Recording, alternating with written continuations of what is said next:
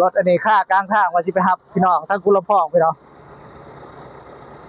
ด้วยดึงว่าสร้างเป็นนอนรถหน่อยๆเลยค่าเนาะเบิ่งดึงโอ้ยใจเย็นชายมาอยู่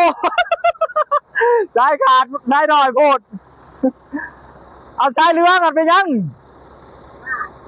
เอาชายเรือกันไปยังโอ้ตอนนี้ยังมาอยู่บ่ขึ้นเนาะพี่น้องจะได้จุดหนึ่งเนาะนักได้รถไอ้นี่เนาะมันอะไรธรรมดาเลยลาดรถดำดึงยังบ่ขึ้นเนาะชายเรือกันบ่ได้ว่าชายเรือค่ะเข้าไปอีกขยับรถดำเข้าไปอีก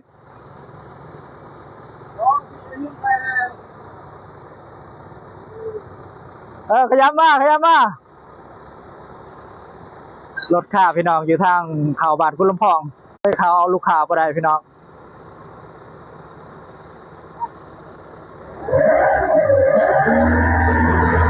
ถอยขึ้นบ่พี่น้องโอ้มาลอดตันทางพี่น้องรถอันนี้ค่าตันทางรีบปิ่งมันออกอันนี้มันบ่อยากขึ้นการรถหลับยังบ่หลอดรถดำดึงยังบ่หลอดพี่น้องดึงไปซ้ายเรืองได้บ่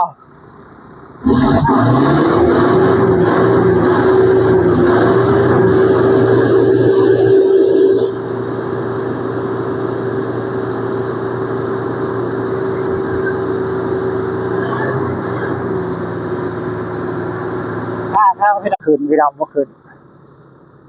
เพราะมันบ่ขึ้นซ้ายมันหน่อยโพดมันก็ขาด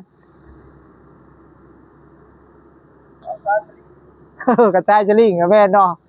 เอาไปบ่ได้คือกันเนาะทางนี้ก็ได้ตา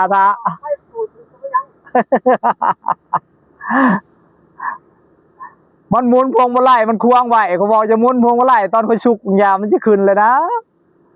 เอาพวงมาลัยมันไปหมุนไหวชื่อเราพี่น้องครับมาเป็นดอกรถแบบนี้